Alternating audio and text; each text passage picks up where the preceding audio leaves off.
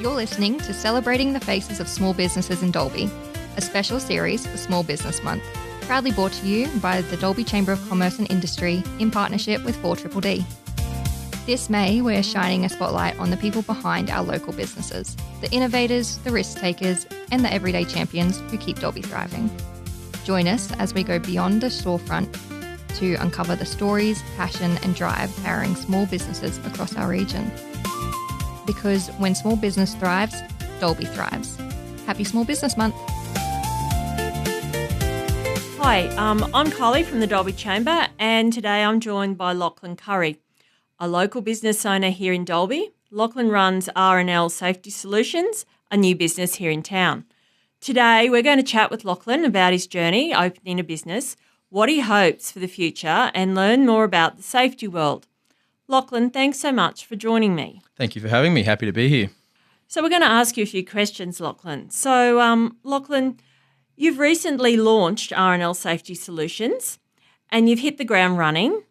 Can you tell us how you first became interested in workplace health and safety and what inspired you to turn that passion into your own business?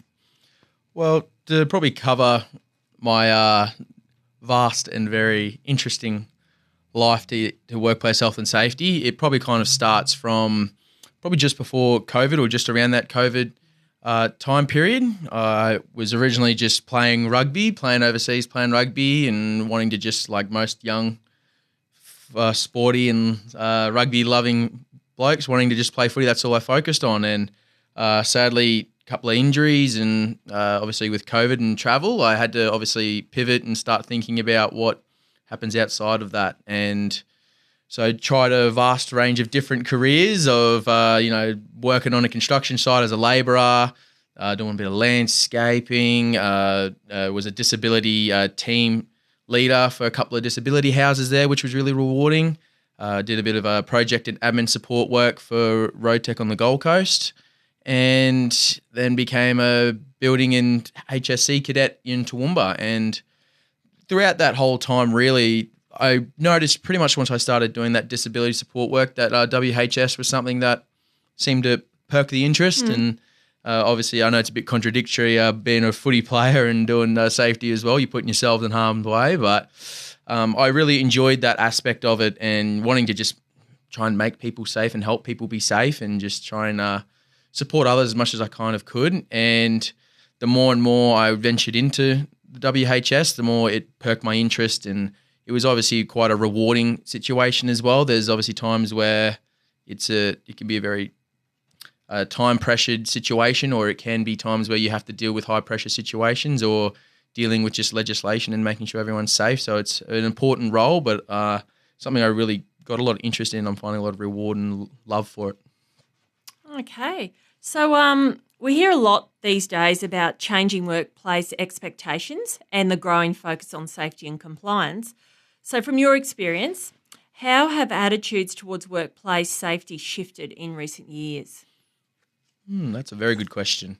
I think a bit of a change or a pivot is it's not just the old tick and flick anymore. It's not, here's a checklist you have to do, don't worry about everything else, it doesn't really matter. That kind of mindset, which is gladly now, I think, leaving a lot of industries. It's understanding that the systems that are being put in place now aren't there to make life more tougher. It's actually there to try and actually help and try and keep everyone safe. And it takes a team, and it's not just one person doing all the work. And the best systems and the best safety management places, they're the ones that, you adopt that kind of positive safety culture and wanting to really work together. It's not just a piece of paper that you have to read. It's a bit of a lifestyle or a way you guys want to operate, or how you guys want to function as a company or a business. And at the end of the day, we all want to go to work safely and we all want to come home safely. So if it just takes a little bit of buy-in from everybody and it's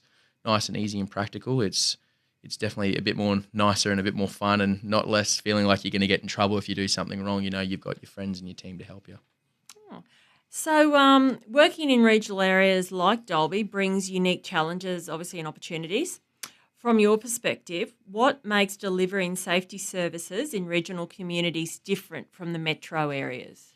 One thing I've definitely noticed working, again, originally growing up on the Gold Coast, now moving out to Dalby, I guess I've definitely been exposed to the vast contrast when it comes to city and to rural.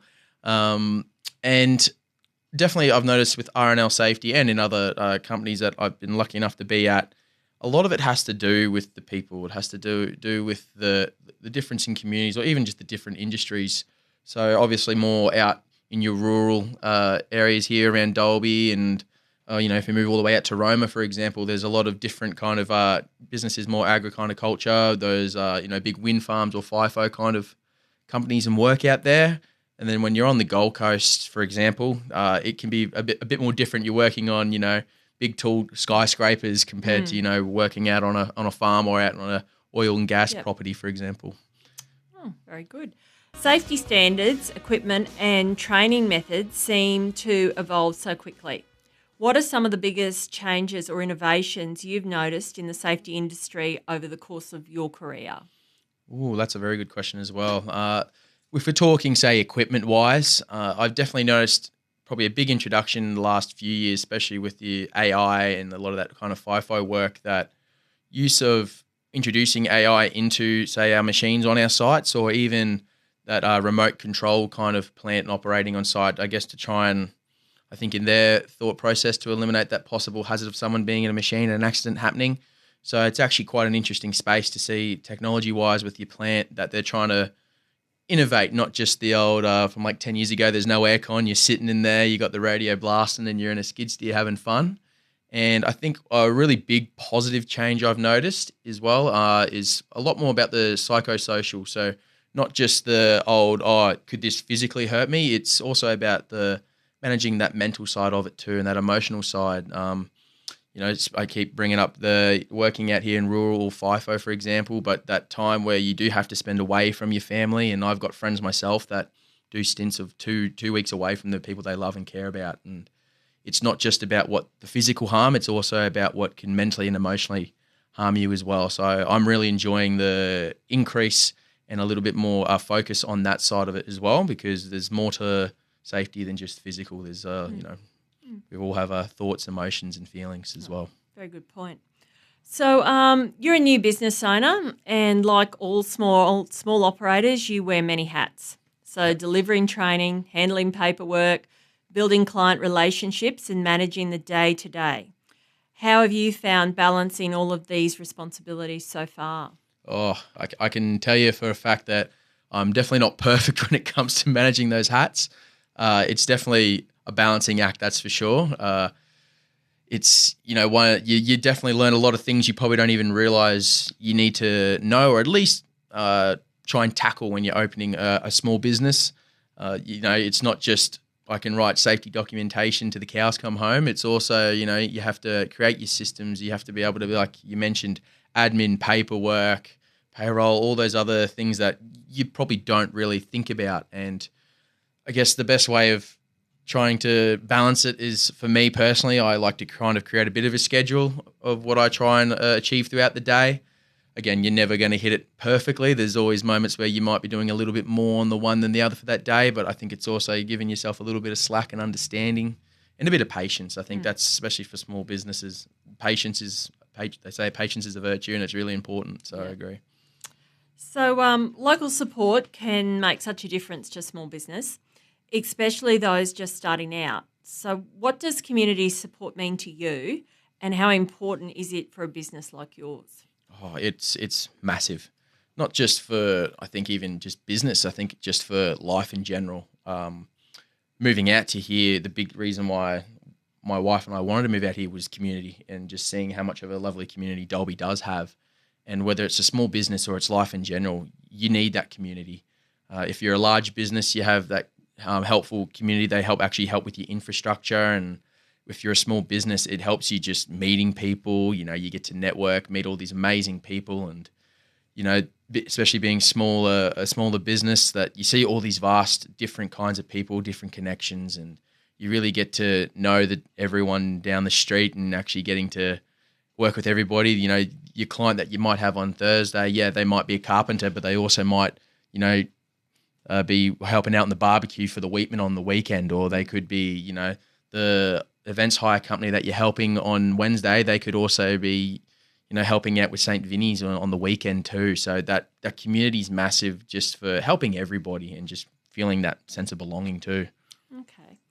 So looking back, is there something you wish you could tell yourself before stepping into business ownership?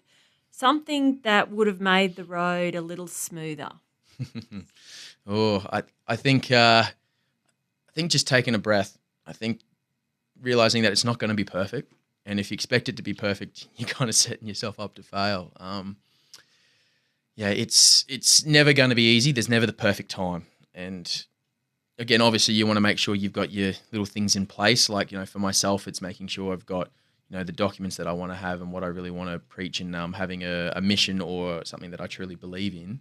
And then just giving yourself a little bit of slack and just, chipping away at it. There's no perfect time, and it can get scary. But the best time to kind of jump in is when it does seem it's most scariest. So just giving yourself that little bit of a breather and just backing yourself is another big thing too. If you think you can do it, don't dip a toe, just go for it. So, and finally, for anyone out there thinking about starting their own business or taking the leap into a specialised field like yours, what advice would you share with them? I think I kind of touched on it before. Don't feel like you need to dip a toe. Go if this is what you want to do, and if you believe in yourself, go for it. You're not going to know unless you have a crack at it, and you don't want to be looking back going, oh, you know what, I wish I did this, or I wish I actually did back myself. And again, I touched on it before with that patience of, not everybody has the company that it starts. In the moment you start, you've got 50 clients and you're making crazy dollars, or, you're so busy you don't know your right from your left. But just, again, having that patience of just backing yourself, believe what you actually say. I always have a big belief that if you're just a good person, you treat everyone right, good things do come to you. And it should be the same, I think, for when you're starting a business. Just if you keep doing the right things, support the community, come to the Chambers events, see everybody around the Dalby community, go to the footy games, go to all the drama and plays. I know I've been to a few of them as well. Just getting out there, being a good person, word of mouth gets out there. So just being a good person, doing the right things, and having good morals, I think is a great setup, and you just set yourself up for success, really. Yeah. Okay. Well, Lachlan, thanks so much for sharing your insights today. It's always great to hear the stories behind the people who help keep our local business community strong. Thank you for having me. Thank you. You've been listening to The Faces of Small Business. In places like Dalby, local businesses aren't just shops. They're the lifeblood of the community. This joint project by the Dalby Chamber of Commerce and Industry and 4DDD shares their stories. Tune in next time and celebrate the folks who keep our town rolling.